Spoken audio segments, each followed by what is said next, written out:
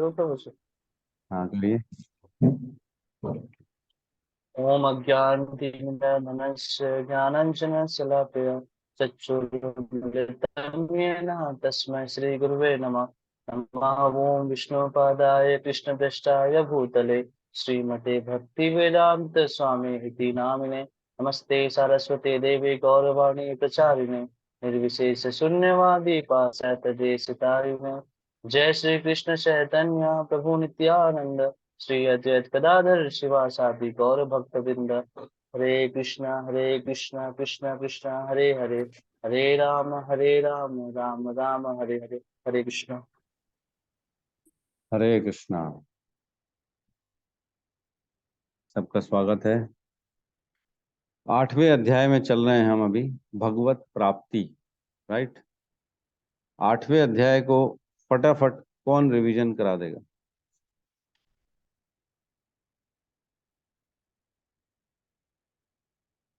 जल्दी अनुवाद बस पढ़ना है और दो पांच जो है ना, जो इम्पोर्टेंट चीज है वो बोल के आगे बढ़ना है। कौन बताएगा जल्दी फटाफट?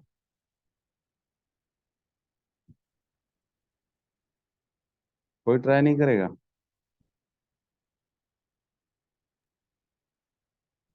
मैं कोशिश करता हूँ। बिल्कुल करिए।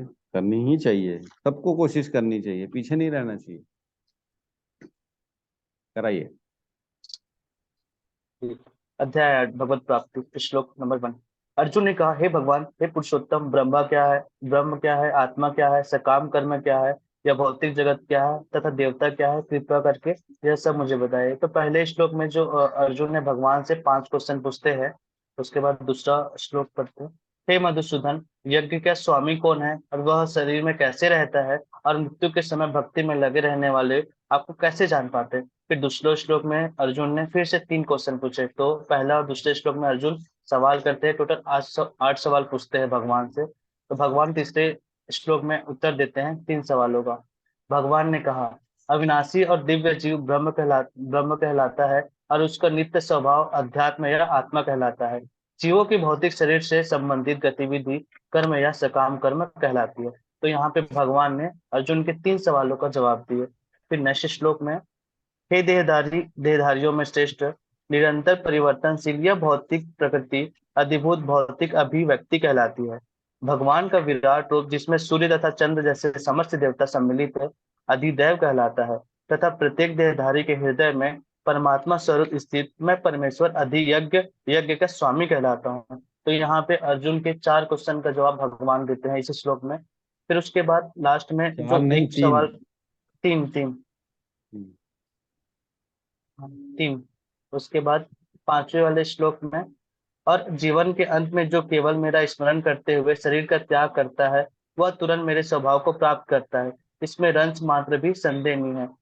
तो यहाँ पे अर्जुन के जो एक और सवाल था कि अंत समय में भगवान के स्मरण करने में क्या स्थिति होती है, उनका जवाब अब आगे श्लोक में भी दे रहे हैं। यहाँ से स्टार्ट करते हैं।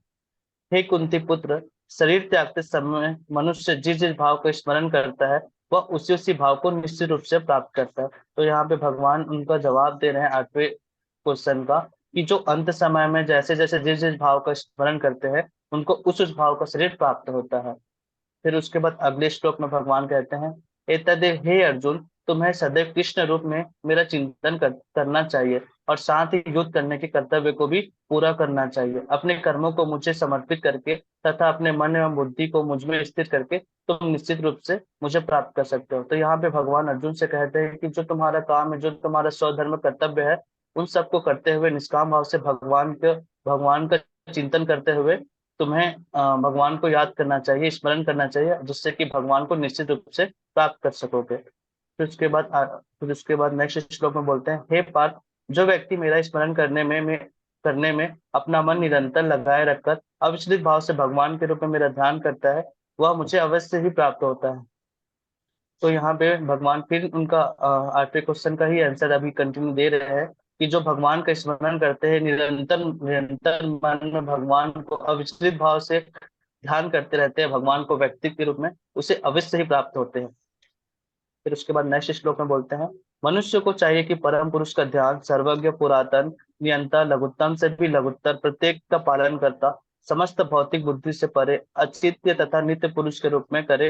वे सूर्य की भांति तेजवान है और इस भौतिक प्रकृति से परे दिव्य रूप है। तो यहाँ पे भगवान का जो चिंतन की विधि है कि हम भगवान को किस तरीके से, किस रूप में हम चिंतन कर सकते हैं, यहाँ पे इस श्लोक में बताया गया है। फिर 10वें श्लोक में फिर हमें योग मिश्रित भक्ति के बारे में बता रहे हैं कि मृत्यु के समय जो व्यक्ति अपने प्राण को भावों के मध्य स्थिर कर लेता है और योग शक्ति के द्वारा अविचलित मन से पूर्ण भक्ति के साथ परमेश्वर में स्मरण में अपने को लगाता है, वह निश्चित रूप से भगवान को प्राप्त होता है। तो यहाँ से योग मिश्रित भक्ति है उसके बारे में बताया जा रहा है। फिर नेक्स्ट श्लोक में बोलते हैं, जो वेदों की ज्ञाता है, जो ओमकार का उच्चारण करते हैं और जो संन्यास आश्रम के बड़े बड़े मुनि हैं, वे ब्रह्म में प्रवेश करते हैं। ऐसी सिद्धि का इच्छा करने वाला ब्रह्मचर्य व्रत का अभ्यास करते हैं। अब मैं तुम्हें यह विधि बतलाऊंगा जिससे कोई भी व्यक्ति मुक्ति लाभ कर सकता है। उसके बाद नेक्स्ट श्लोक में, समस्त इंद्रिय क्रियाओं से विरक्त को योग की स्थिति योग धारणा कहा जाता है। इंद्रियों के द्वारों को बंद करके तथा मन को हृदय में और प्राणवायु को सिर पर केंद्रित करके मनुष्य को अपने योग में स्थापित करता है। उसके बाद अगला श्लोक है, इस योगाभ्यास में स्थित होकर तथा अक्षरों के परम संयोग यानी ओमकार का उच्चारण करते हुए यदि कोई भगवान का चिंतन करता है तो अपने शरीर को त्याग करता है, तो वह निश्चित रूप से आध्यात्मिक लोकों को जाता है। फिर उसके बाद अगले श्लोक में बोलते हैं, हे अर्जुन, जो अनन्य भाव से निरंतर मेरी स्मरण करता है उसके लिए मैं सुलभ हूँ, क्योंकि वह मेरी भक्ति में प्रवृत्त रहता है। तो ये श्लोक इम्पोर्टेंट था कि जो भगवान को निरंतर अनन्य भाव से स्मरण करता है तो भगवान उनके लिए प्रकट हो जाते हैं। उसके बाद अगले श्लोक में कहते हैं, मुझे प्राप्त करके महापुरुष जो भक्ति योगी है कभी भी दुखों से पूर्ण इस अनित्य जगत में नहीं लौटते, क्योंकि उन्हें परम सिद्धि प्राप्त हो चुकी है। तो यहाँ पे भगवान बता रहे हैं कि जो महापुरुष है, जो भक्ति योगी में लगा हुआ है, वह कभी दुखों से पूर्ण नहीं होता है और वह अनित्य जगत में नहीं लौटते, मतलब ये भौतिक जगत में वापस नहीं लौटते हैं, क्योंकि वह परम सिद्धि को प्राप्त हो चुका है। फिर उसके बाद अगले श्लोक में कहते हैं, इस जगत में सर्वोच्च लोक से लेकर निम्नतर सारे लोग दुखों के घर है, जहाँ जन्म तथा मरण का चक्कर लगा रहता है। किंतु हे कुंती पुत्र, जो मेरे धाम को प्राप्त कर लेता है वह फिर कभी जन्म नहीं लेता है। तो इस श्लोक में बता रहे हैं कि जो भी जितने भी लोग हैं यहाँ पे ऊपर से लेकर नीचे लोग में सारे जितने भी लोग हैं वहां पे जन्म मृत्यु का चक्कर बना रहता है, लेकिन जो भगवान के धाम को प्राप्त कर लेता है वह फिर जन्म मृत्यु के चक्कर में नहीं फंसते हैं। फिर अगले श्लोक में कहते हैं, मानवीय गणना के अनुसार 1000 युग मिलकर ब्रह्मा का एक दिन बनता है और इतनी ही बड़ी ब्रह्मा की रात्रि होती है। उसके बाद नेक्स्ट में है, ब्रह्मा के दिन के शुभारंभ में सारे जीव अव्यक्त अवस्था में व्यक्त होते हैं और फिर जब रात्रि आती है तो वह पुनः व्यक्त में विलीन हो जाते हैं। तो ये प्रलय के समय जो अव्यक्त होते हैं उसकी स्थिति बताया गया है। फिर जब जब ब्रह्मा का दिन आता है तो सारे जीव प्रकट होते हैं और ब्रह्मा की रात्रि ही वे असहाय विलीन हो जाते हैं। फिर 20वें श्लोक में कहते हैं, इसके अतिरिक्त एक अन्य अव्यक्त प्रकृति है जो शाश्वत है और इस व्यक्त तथा अव्यक्त पदार्थ से परे है। यहाँ पराश्रेष्ठ और कभी भी नाश न होने वाली है। जब इस संसार का सब कुछ लय हो जाता है तब भी उसका नाश नहीं होता है। फिर 21वें श्लोक में बोलते हैं, जिसे वेदांती अप्रगट तथा अविनाशी बताते हैं, जो परम गंतव्य है जिसे प्राप्त कर लेने पर कोई वापस नहीं आता, वही मेरा परम धाम है। तो यहाँ पे भगवान का जो धाम है उनके बारे में वर्णन है। जो वेदांती होते हैं वो बताते हैं कि ये परम गंतव्य है जिसे प्राप्त कर लेने पर वह वापस नहीं आते। तो यहाँ पे भगवान के धामों का वर्णन हुआ है। विष्णु बहुत पद। बढ़िया, धन्यवाद। हरे कृष्ण। बहुत बढ़िया प्रभु जी ने बताया। तो हमने देखा 8 प्रश्न किए अर्जुन ने, आठों का लाइन से भगवान ने आंसर दिया। पहले 3, फिर 3, फिर जो 2 थे, अप्राण काल है, प्राणय काल, जो अंत काल में मृत्यु के समय क्यों स्मरण करना चाहिए, उसका आंसर लंबा चौड़ा दिया भगवान ने। पहले बताया अंत काले च मामे, मेरा स्मरण करो तो मेरे धाम आओगे, जो जो स्मरण करो उसके धाम में पहुंचोगे। इसलिए भगवान बताते हैं, इसलिए युद्ध करो और मेरा स्मरण करते करते युद्ध करो। इसी भाव को आगे बढ़ाते हुए भगवान फिर योग मिश्र भक्ति के बारे में भी बताते हैं कि जो भावों के मध्य में अपने प्राण को लाते हैं, चिंतन मेरा करते हैं और अपने प्राणों को छोड़ते हैं, तो ब्रह्मरंध्र से उनका निकलता है और वो भी अंततः मेरे धाम को ही प्राप्त होते हैं, है ना।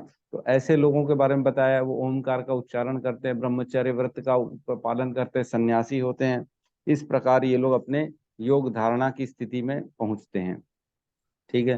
फिर बता रहे हैं, लेकिन जो अनन्य है, अनन्य भक्त है, उसके लिए मैं सुलभ हूँ, इजीली मैं उसके लिए अवेलेबल हूँ। इस तरह का इतना जटिल प्रक्रिया करने की जरूरत नहीं है, लेकिन अगर अनन्य भक्ति कर रहा है मेरे को, तो मैं उसके लिए बहुत इजीली अवेलेबल हूँ, जरूरत नहीं है इतने परेशान होने की उसको। फिर भगवान बताते हैं कि इस सृष्टि में ऊपर से नीचे जन्म मृत्यु के चक्र लगे हुए हैं, ठीक है। ब्रह्मा जी के लोगों तक भी जो है ना मृत्यु होती है, उससे बचा नहीं जा सकता, ऊपर से नीचे तक चारों जगह मृत्यु चली रही है। फिर ब्रह्मा जी की बात निकली तो ब्रह्मा जी के बारे में भगवान ने बताया उनकी आयु कितनी है, किस प्रकार वो, जब उनका दिन होता है तब क्या होता है, उनकी रात होती है तब क्या होता है। रात्रि के समय सारे जो जीव होते हैं अव्यक्त हो जाते हैं, और दिन के समय व्यक्त हो जाते हैं। लेकिन ये महर लोक के नीचे की बात चल रही है, महर लोक और उससे ऊपर के लोगों को इसका इफेक्ट नहीं होता है, वो दिन और रात दोनों देख सकते हैं ब्रह्मा जी के, ठीक है। फिर इसके बाद अब बता रहे हैं इसके अलावा एक मेरा और शाश्वत धाम है, जो परम धाम है, जिसको वेदांती लोग परम गंतव्य बताते हैं, जो कि जीवन का सर्वश्रेष्ठ और फाइनल डेस्टिनेशन वही है। उसी को टारगेट करो और उसी को प्राप्त करने की कोशिश करो, ठीक है। और उसको प्राप्त करने के बाद दोबारा इस जन्म मृत्यु के चक्र में नहीं आता इंसान, वो इस ब्रह्मांड के बाहर चले जाता है। ब्रह्मांड के अंदर रहेगा तो जन्म मृत्यु के चक्र में फंसा रहेगा, ब्रह्मांड के बाहर निकल जाएगा तो इससे बच जाएगा वो, ठीक है। ये था आज का अपना अभी तक का जो 8वें अध्याय का रिवीजन, ठीक है। तो श्लोक क्रमांक 22 में प्रवेश करते हैं। पुरुषः स परः पार्थ भक्त्या लभ्यस्तु अनन्यया यस्यान्तः स्थानि भूतानि येन सर्वमिदं ततम्। भगवान जो सबसे महान है, अनन्य भक्ति द्वारा ही प्राप्त किए जा सकते हैं। यद्यपि वे अपने धाम में विराजमान रहते हैं तो भी वे सर्वव्यापी हैं और उनमें सब कुछ स्थित है। तो लिखा है भगवान जो सबसे महान है, जो सबसे ऊपर है, जो 7.7 हमने पढ़ा था ना, मत पर तरम न अन्य तश्चित किस्ति धनंजय मई सर्वम इदम प्रोक्तम सूत्रेण मणिगणा ईव। मैं सबसे ऊपर हूँ अर्जुन, मेरे से ऊपर कोई नहीं है ना। मत पर तरम न अन्य किश्चित अस्ति धनंजय, मेरे ऊपर कोई भी नहीं है धनंजय, ये तुम मान लो। और मैं ही हूँ वो सूत्र जिसमें माला के सारे मोती गुथे हुए हैं। मई इदम सर्वम प्रोक्तम सूत्रेण मणिगणा ईव। मैं ही हूँ वो सूत्र जो इस तेरे सारे संसार को बांधा हुआ है, और इस सारे लोगों को अपनी अपनी कक्षाओं में जो भ्रमण कर रहे हैं वो मेरे कारण ही हैं। अब वही बता रहे भगवान कि मैं जो सबसे महान हूँ, है ना, अनन्य भक्ति द्वारा ही प्राप्त किया जा सकता हूँ। तो अनन्य भक्ति द्वारा जो प्राप्त करना है ना, भगवान ने बताया 18.55 में, 18.55 पेज नंबर 599, भगवान बताते हैं भक्त्या माम अभिजानाति यावन यच अस्ति तत्वतः ततो माम त्वक्त्वा ज्ञात्वा विशते तद अंतरम। केवल भक्ति से मुझे भगवान को यथा रूप में जाना जा सकता है।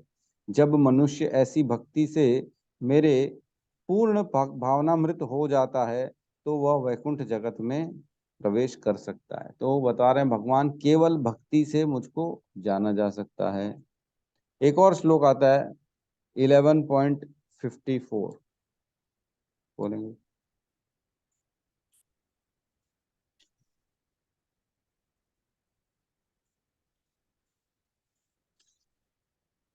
पेज नंबर 432, यहाँ बता रहे हैं भगवान, हे अर्जुन, केवल अनन्य भक्ति द्वारा मुझे उस रूप में समझा जा सकता है जिसे जिस रूप में मैं तुम्हारे समक्ष खड़ा हूँ, और इस प्रकार मेरा साक्षात दर्शन भी किया जा सकता है।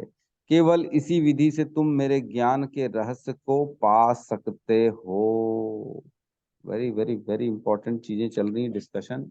भगवान बता रहे हैं कि केवल इस विधि से ही तुम मेरे ज्ञान के रहस्य को पा सकते हो।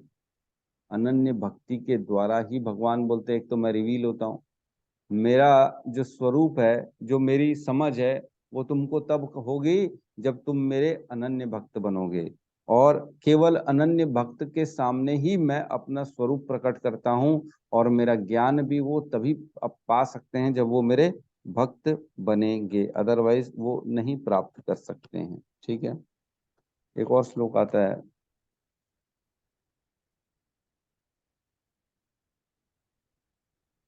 9.11 है मेरे ख्याल से।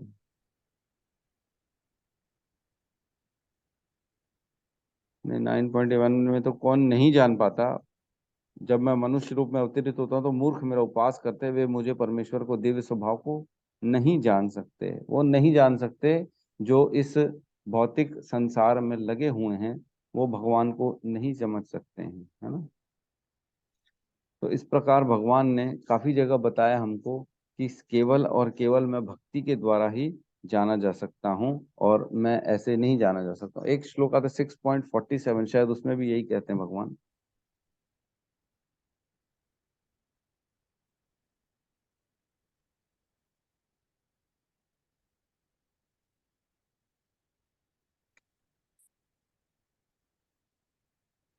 6.47,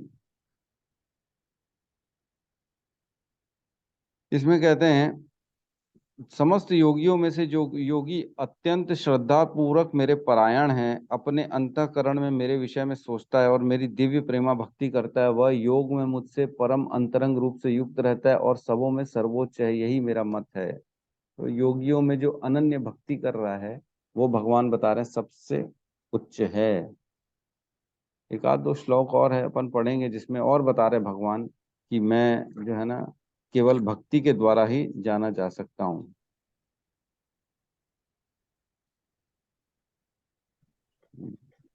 गुड मॉर्निंग प्रभु जी, दंडवत प्रणाम। मतलब अपनी सबकी सीट यहाँ रिजर्व है कृष्णा के पास। अपन कौन से रैंक की भक्ति कर रहे हैं मालूम नहीं, पर भगवान के पास अपनी सीट रिजर्व है। बिल्कुल बिल्कुल हरे रिजर्व है, कृष्णा। चिंता मत करिए। ठीक है, तो इस प्रकार भगवान ने देखा, हमने 18:55 हो चाहे 11:54 हो, दोनों में भगवान ने बताया, चाहे ये वाला श्लोक ही क्यों ना हो 8.22, इन तीनों श्लोकों में भगवान ने एक ही चीज कही है कि मैं केवल और केवल अनन्य भक्ति के द्वारा रिवील होता हूँ, और मेरा ज्ञान उसी को समझ में आता है जो मेरे परायण है। अब मेरे को बताओ, अनन्य भक्ति क्या होती है? जल्दी जल्दी बताओ। आखिर अमृत प्रभु आप बताओ, क्या होती है अमृत अनन्य भक्ति? तो अनन्य भक्ति मतलब केवल और केवल एक ही जन का भक्ति करना, मतलब केवल कृष्णा ही होना, या मतलब हम जिसको चाहते हैं केवल उसी को ही मतलब वो करेंगे, भक्ति करेंगे, बाकी इधर उधर के नहीं करेंगे। अच्छा, केवल एक एक निष्ठ होके भक्ति करना है ना, एक के जी। प्रति जो है ना भक्ति करना। और बताओ गौतम प्रभु, आप बताओ। प्रभु जी, अन्य अभिलाषिता शून्यम ज्ञान कर्मणावितम अन्य पुण्यम कृष्ण भक्ति उत्तम। आप तो भक्ति रसामृत इन सिंधु पकड़ लियो। नहीं, अच्छी बात है। अन्य अभिलाषिता शून्यम ज्ञान कर्म आदि अनावृतम अनुकूलेन कृष्ण अनुशीलनम भक्तिर उच्यते। ठीक है, ये भी भक्ति है। और आप बताओ अनिल प्रभु, क्या होती है अनन्य भक्ति? अनन्य भक्ति प्रभु जी केवल भगवान के विषय में सुनना, भगवान के विषय में चिंतन करना, भगवान से केवल भगवान को ही मांगना अनन्य भक्ति का लगता है। भगवान को ही मांगना, भगवान का चिंतन करना, और भगवान को सरेंडर करना, जो पूरी तरह से भगवान कृष्ण के शरणागति है। ये कुलजीत माता जी बता रही हैं, जो पूर्ण रूप से भगवान के शरणागति, दैट इज अनन्य भक्ति। और कोई बताना चाहेगा? हमारे आज रोहित प्रभु का दर्शन नहीं हुआ है तो सही प्रभु जी पूरी गए, है। पूरी गए हैं शायद, पूरी जा रहा है। हरे कृष्ण प्रभु जी। पूरी जा रहे, हरे कृष्णा। हाँ प्रभु जी, पूरे समय बाहर प्रभु जी निकल, हमेशा भगवान। अच्छा, हाँ प्रभु जी। पूरे हरे समय कृष्ण। भगवान का चिंतन करना, राइट। स्मरण करते रहना, भगवान की भक्ति करते रहना।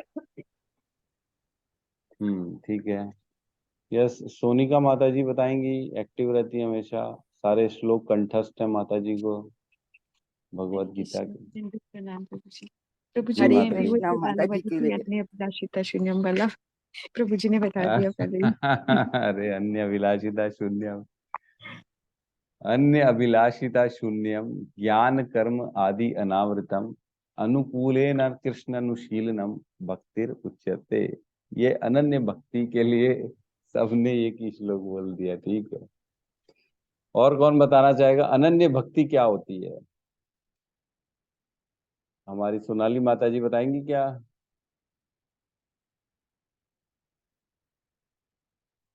हरे कृष्ण प्रभु जी। जी माता जी।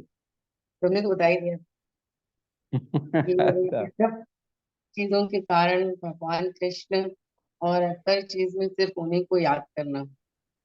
हर चीज में उन्हीं को याद करना है, ये भी ठीक है। चलो ठीक है, सबने सोनाली बता दिया।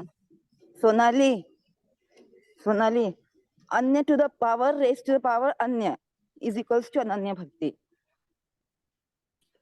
ठीक है, अनन्य मतलब ना, अन्य इज अनन्य, और किसी के प्रति जो है ना हमारा सरेंडर नहीं रहेगा। अनन्य में मैंने अपना उस दिन बताया था, एक निष्ठ और सततम, है ना, परमात्मा के अलावा और किसी के भाव, क्या लिखा है उस ललिता माता जी ने, परमात्मा के अलावा किसी और का भाव मन में न लाना। ठीक है, और कुलजीत महाराज ने लिखा है जो पूरे तरह से भगवान कृष्ण के चरण शरणागति है। ठीक है, सब सही है, एकदम सही है, सबका भाव एकदम परफेक्ट है।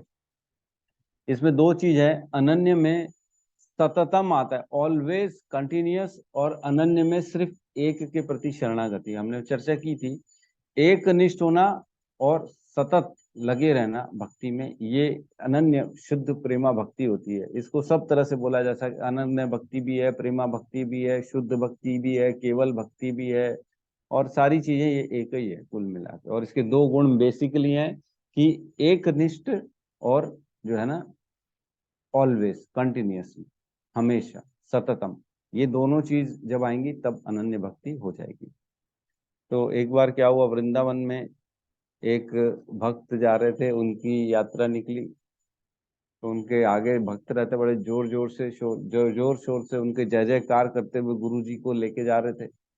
सामने से एक और गुरु जी की रैली आ रही थी, तो इधर से बोलते हैं अनन्य भक्त की जय, अनन्य भक्त हैं हमारे गुरु जी, अनन्य भक्त हैं, अनन्य भक्त हैं, अनन्य गोस्वामी हैं हमारे गुरु जी, अनन्य गोस्वामी। तो इनके भक्त जो है अनन्य गोस्वामी, एक निष्ठ नित्य बंधा होना। ठीक है, तो अनन्य गोस्वामी की रैली में, रैली ही नहीं बोलना चाहिए, जो जुलूस क्या बोलते हैं अपन, किसी गुरु का निकलता है तो जो भीड़ भड़ाका निकलता है, तो वहां पे अनन्य गोस्वामी के, जी माता जी, प्रभु जी शोभा यात्रा बोलते हैं।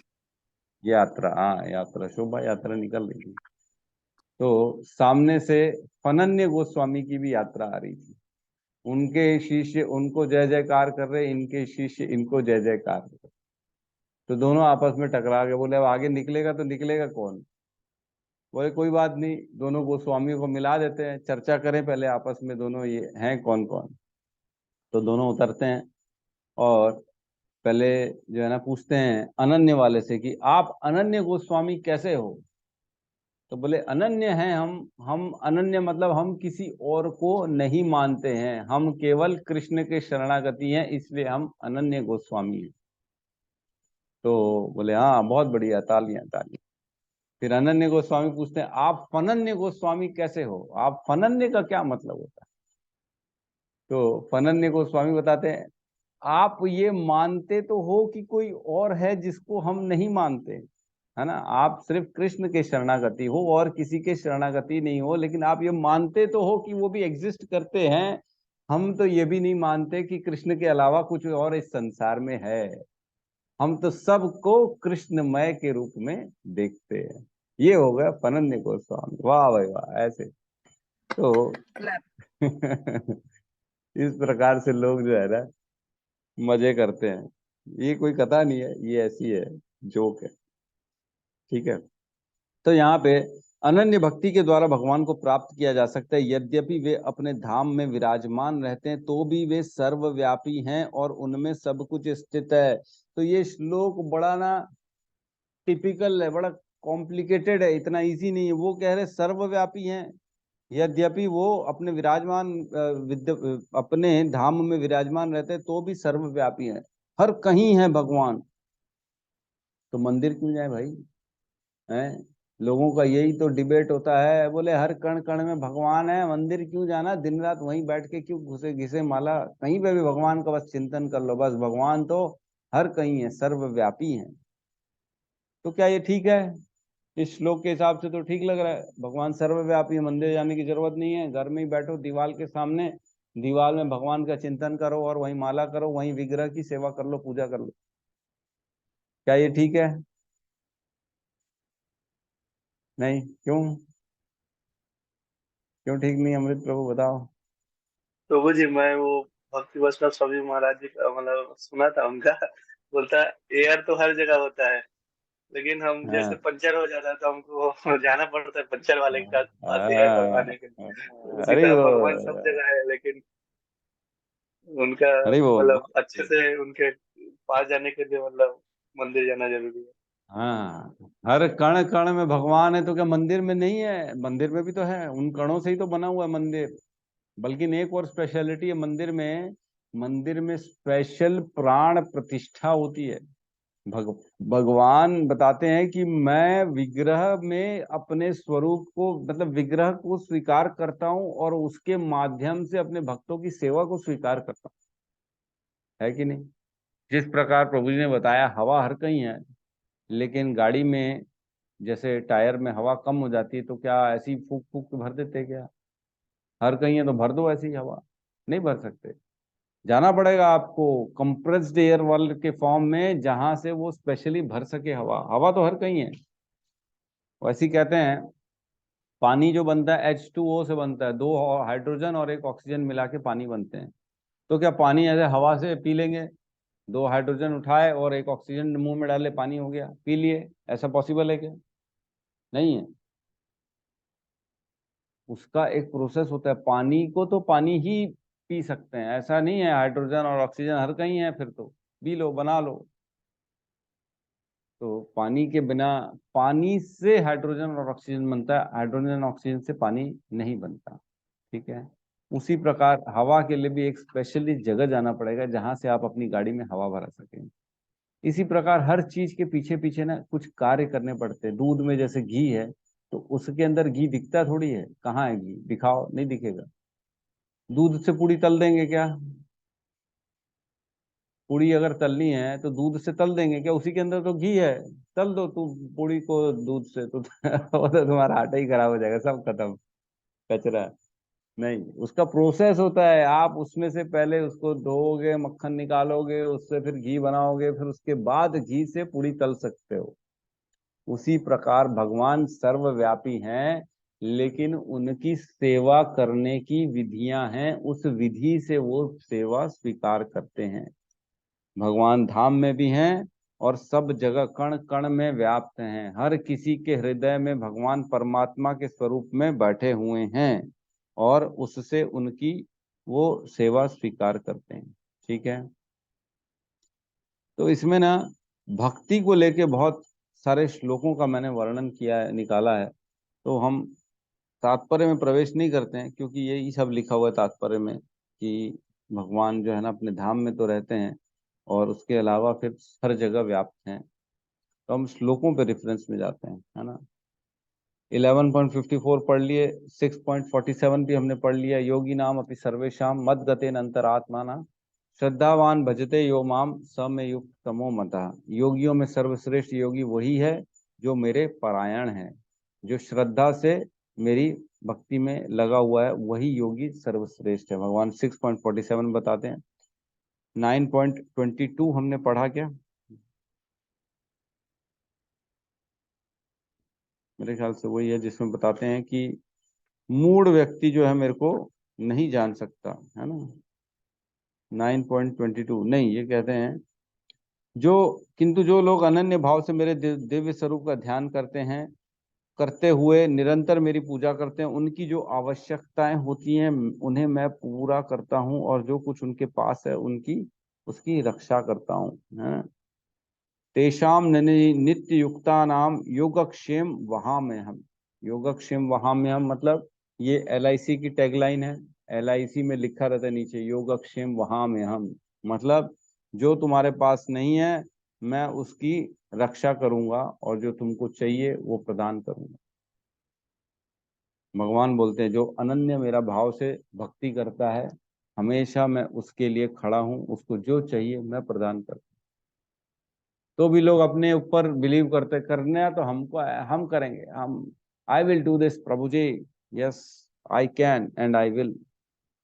और भगवान मंग क्या रहे हैं 9.34 में भगवान बताते हैं, ये बहुत इंपॉर्टेंट श्लोक है ना 9.34, ये सबको याद रहना चाहिए।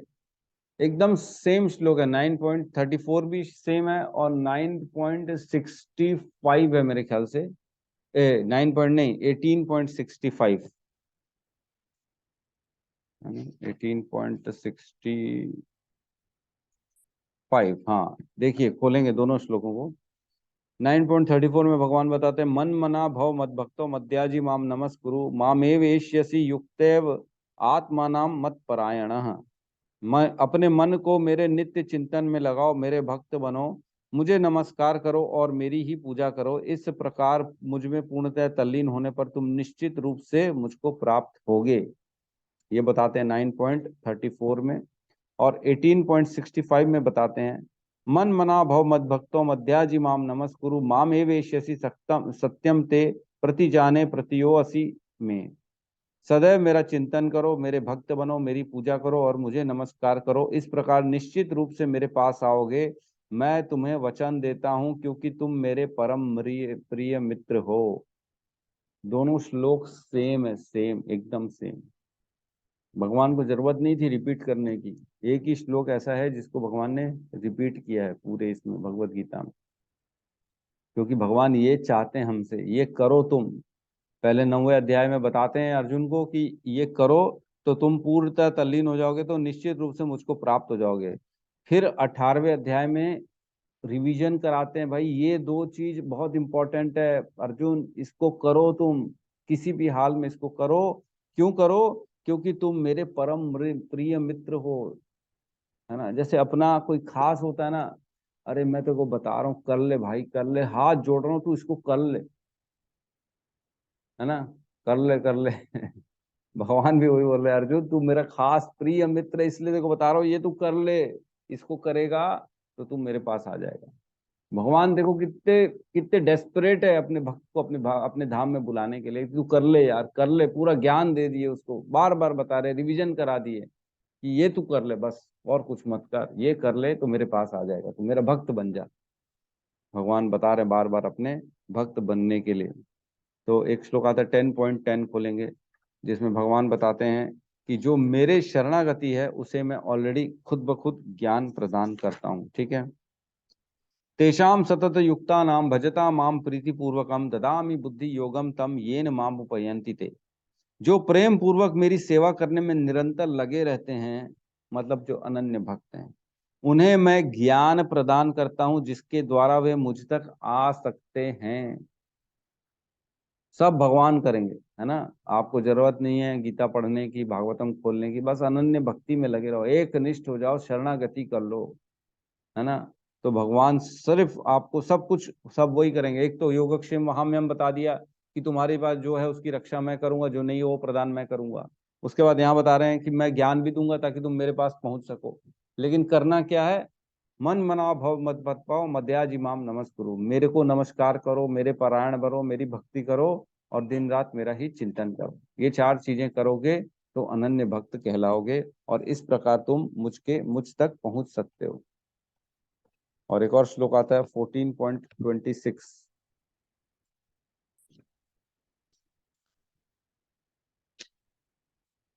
यहां बता रहे हैं माम च यो अव्यभिचारेण भक्ति योगेन सेवते स गुणान समतीतेत्य ब्रह्म भूयाय कल्पते। जो समस्त परिस्थितियों में अविचलित भाव से पूर्ण भक्ति में प्रवृत्त होता है वह तुरंत ही प्रकृति के गुणों को लांघ जाता है और इस प्रकार ब्रह्म के स्तर तक पहुंच जाता है। अविचलित भाव से भक्ति और पूर्ण भक्ति, अनन्य भक्ति एक ही मतलब है। अगर अनन्य भक्ति करेंगे तो प्रकृति के गुणों को लांघ जाएंगे, सतो रजो तमो को क्रॉस कर जाएंगे। प्रकृति जो हमको हर स्थिति परिस्थिति में कभी उत्तेजित करने की कोशिश करती है, कभी हमको डाउन करने की कोशिश करती है। प्रकृति अलग अलग सिचुएशंस आपके सामने क्रिएट करके रख देती है कि इसमें रिएक्ट करो, कुछ तो रिएक्ट करो। कोई प्यारा सी चीज आपके दे देगी, जो आपको बहुत प्यारा है, बहुत समय से जिसका वेट कर रहे हो वो दे देगी प्रकृति, ताकि विचलित हो जाओ।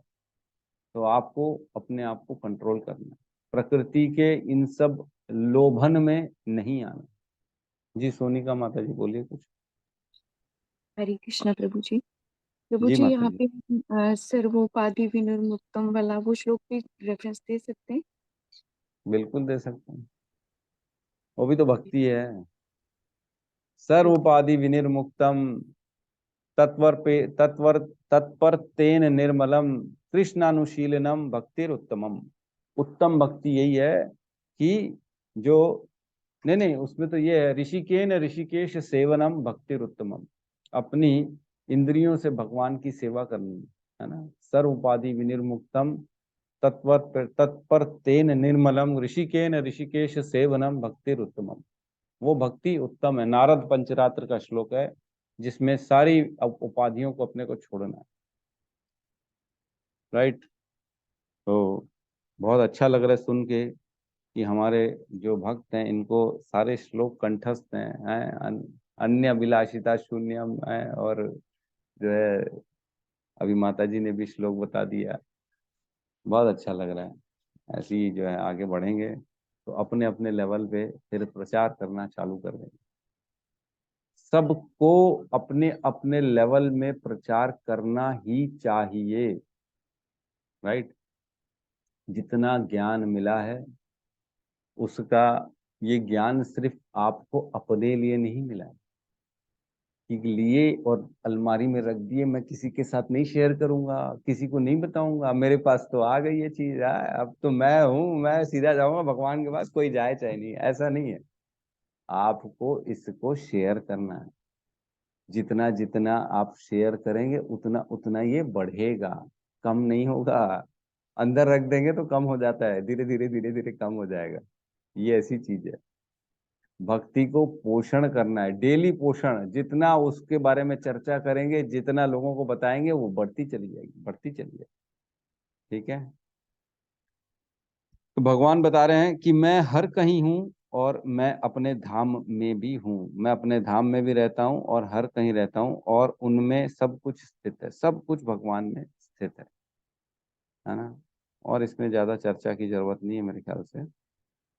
इसमें एक गोपाल तपानी उपनिषद का वर्णन है, श्लोक का 3.2 है ना।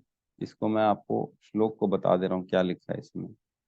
इसमें लिखा है एको वसी सर्वगः कृष्ण इदया एकोपि सन बहुधा यो वाभाति। मतलब कृष्ण जो हैं उनकी ही जो है हमको बढ़ाई करनी चाहिए। वो दो, मैं इंग्लिश में पढ़ रहा हूँ क्या लिखा है। प्रेज वर्दी कृष्णा दो living in one place is spread everywhere दो वन फॉर्म ही एग्जिस्ट एज मैनी।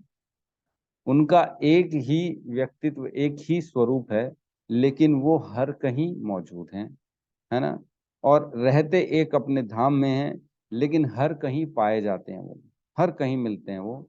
इसलिए उनको ही हमें उनकी ही प्रेस करना चाहिए, मतलब उनकी ही बड़ाई, उनकी ही भक्ति में लगे रहना चाहिए। और एक आता है महानारायण उपनिषद, इसका भी एक श्लोक है, श्लोक नंबर 13। उसमें लिखा है वृक्षा एव स्तब्धो देविल कृष्णा ते एकः तदेनाम पूर्णम पुरुषेण सर्वम। He alone stands firm in the sky like a tree. The universe is pervaded by this person.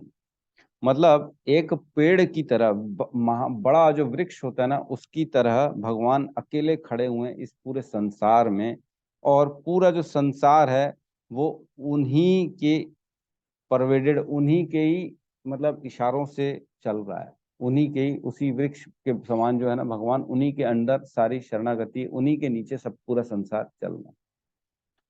ठीक है, तो क्या कहना चाह रहे हैं अनिल प्रभु हमारे? ये प्रभु जी, हरे कृष्णा। हरे कृष्णा। यदि प्रभु जी ये श्लोक के नीचे नहीं बोला है कि एको वंशी सरोगा कृष्णा, मतलब उस धाम में केवल एक भगवान रहता है जिसका नाम कृष्ण है, करेक्ट? तो जैसे कि अभी 5,000 2,000 साल पहले जो भगवान कृष्ण आए थे, जैसे यहाँ पर भगवान बोल रहे हैं कि वो सदैव अपने धाम में निवास करते हैं। तो जो अभी जो मैंने क्वेश्चन ना वेद व्यास प्रभु जी से बोला कि जो मूल कृष्ण है वो कभी नहीं आते क्या, मतलब धरती पे? मूल कृष्ण मतलब जिसकी अभी भगवान चर्चा कर रहे हैं, वो अपने धाम में सदैव रहते हैं, लेकिन अपने स्व अंशों में लाखों विस्तार करते हैं और फिर वहां अपना जो भी करना रहता है करते हैं। तो अभी अभी क्वेश्चन पूछ रहे हो कि क्या बता रहे हो हमारे को? नहीं, पूछ रहा हूँ प्रभु जी, पूछ रहा हूँ, मतलब थोड़ा कंफ्यूजन है। जैसे कि तो यहाँ पर आपको ऐसा बोल रहे ऐसा क्यों लगता है कि भगवान स्वयं नहीं आते? नहीं, मैं ये जो ट्रांसलेट हुआ है ना उस पर बात कर रहा हूँ। जैसे इसमें लिखा है ना कि उस धाम में हाँ केवल एक भगवान रहता है जिसका नाम कृष्ण है, और कहीं पर हाँ पता था वो हमेशा अपने धाम में ही रहते हैं, ऐसा लिखा था वहाँ पर थोड़ा सा। हाँ, तो वो तो बता रहे हैं ना कि मैं वहां पे भी रहता हूँ और हर कहीं रहता हूँ। तो इसका आप ऐसा क्यों सोच रहे हो कि वो एक जगह रह सकते, दूसरी जगह नहीं आ सकते? नहीं, मैं ऐसा एक्चुअल नहीं में ये बोलना सोचना चाह है। रहा था, जैसे कि हाँ। क्या जैसे कोई स्कूल है, स्कूल में एक प्रिंसिपल है, तो मैं चाहता हूँ वो हम्म। प्रिंसिपल ही स्कूल छोड़ के नीचे आए, ऐसा करके मेरे मन में आ रहा अरे तो वही तो बात है ना, भौतिक बुद्धि से हम जो है ना अगर ये सब सोचेंगे तो हम गलत सोच बैठेंगे। हमने कूप मंडूक न्याय हमने समझा कि भगवान की आध्यात्मिक जो दिव्य शक्तियां हैं, दिव्य जगत है, दिव्य उनकी जन्म कर्म दिव्य है, हम नहीं समझ सकते। आप ये अगर सोचोगे प्रिंसिपल स्कूल की चैम्बर में है तो स्कूल में कैसे घूमेगा? चैम्बर में रहेगा, स्कूल में नहीं घूमेगा। तो ऐसा है। नहीं है, वो चैम्बर में भी रहेंगे, हर क्लास में रहेंगे, हर बच्चे के बगल में भी बैठ सकते हैं वो अगर उनकी इच्छा हुई तो। 700 बच्चे एक स्कूल में, हर बच्चे के साथ बैठेंगे, हर बच्चे की क्लास टीचर बन के उनके सामने खड़े रहेंगे और पूरे स्कूल के प्रिंसिपल बन के उसके चैम्बर में भी बैठे रहेंगे। और ये सब सिर्फ एक है, कृष्ण। तो हमको ऐसा नहीं सोचना चाहिए कि वो वहां है तो यहाँ नहीं रह सकते। ठीक है ना? हम अपनी बुद्धि से ये सारी विवेचना करते हैं, बिल्कुल सही है। ये हमारी बुद्धि एक्चुअल में क्या है, हम भौतिक संसार में रहते हैं ना, हम उसी दृष्टिकोण से देखते हैं जैसे हम यहाँ पे रहते हैं, हमने जो जो देखा है उसी से एक कंपैरेटिवली स्टडी वैसे ही होती है। लेकिन ये दिव्यता है भगवान की। भगवान पूर्ण मदः है, पूर्ण ओम पूर्ण मदम पूर्णम, ओम पूर्ण मदः पूर्णमिदम पूर्णात पूर्णमुच्यते पूर्णस्य पूर्णमादाय पूर्णमेवावशिष्यते। भगवान पूर्ण है और उनसे निकलने वाली हर चीज पूर्ण है। मतलब ऐसा नहीं कि भगवान पूर्ण से एक और पूर्ण विस्तार हुआ तो उसमें कुछ कमी रहेगी, ऐसा नहीं, वो भी पूर्ण रहेगी, ये भी पूर्ण रहेगी।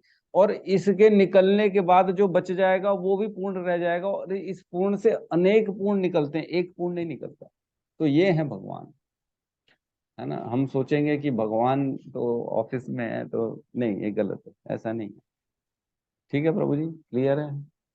और प्रभु जी एक चीज और पूछना था, जैसे कि द्वापर युग में जब सॉरी क्या बोल, हाँ, द्वापर युग में जब भगवान की शिष्य को जब परशुराम जी द्वारा सुदर्शन दिया गया है, तो परशुराम को एज अंशावतार बोलेंगे, मतलब केवल अंश, है ना? हम्म।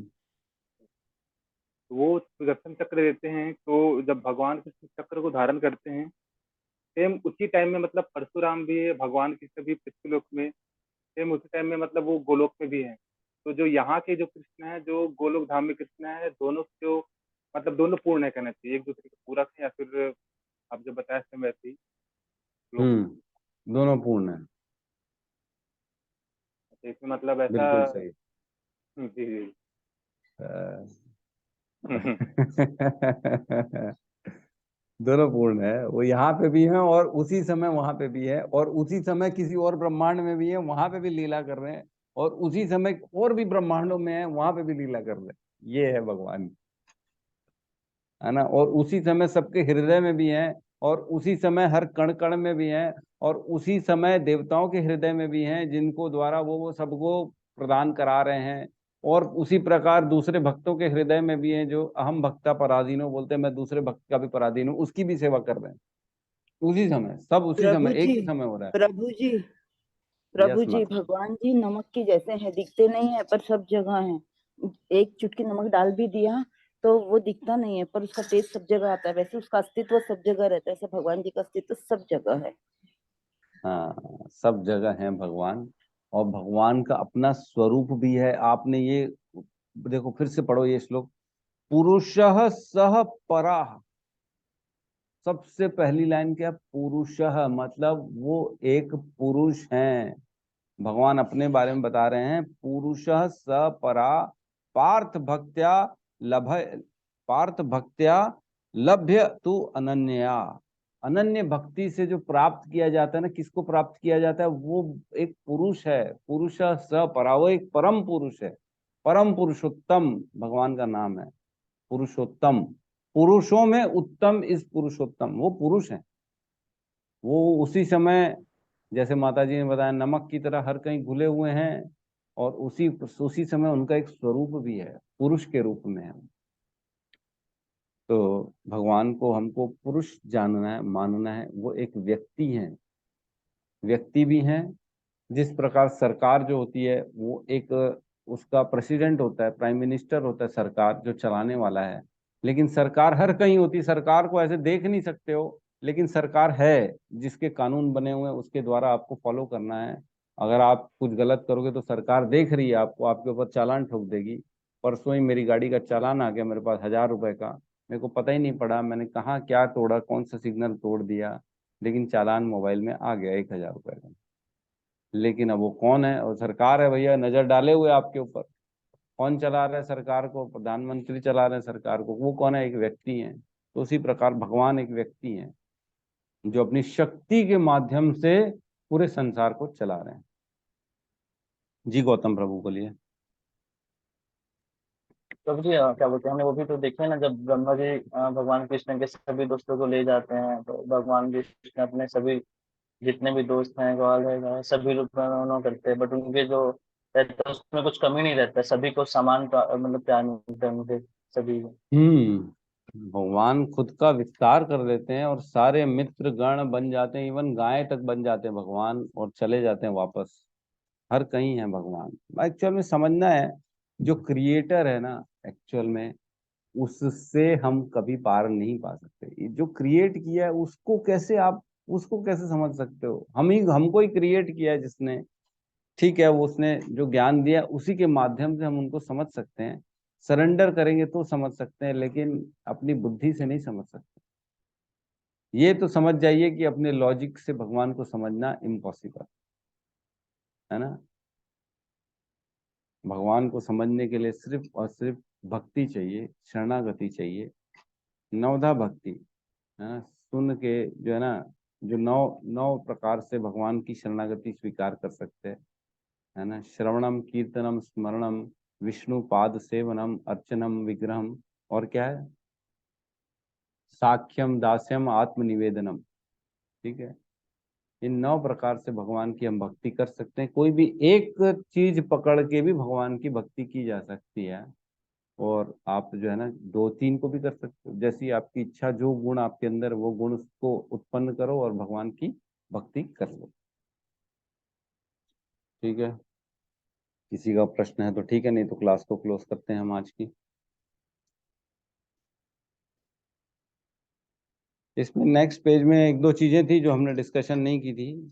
इसमें ये लिखा है कि एक श्वेताश्वर उपनिषद का भी श्लोक आ गया है, जिसमें कहा है कि उनकी शक्तियां इतनी व्यापक हैं कि वे परमेश्वर को दूरस्थ होते हुए भी दृश्य जगत के बिना किसी त्रुटि से सब कुछ सुचारू रूप से संचालित करती रहती है। भगवान दूर रहते हुए भी हर चीज को ढंग से, पूरा अच्छे से, सुचारू रूप से संचालित करती है भगवान की शक्तियां। वो यहाँ पे नहीं है या हैं, गोलोक में भी हैं, हर कहीं हैं, अपनी शक्तियों से सब कुछ को मेंटेन करते हैं। ठीक है।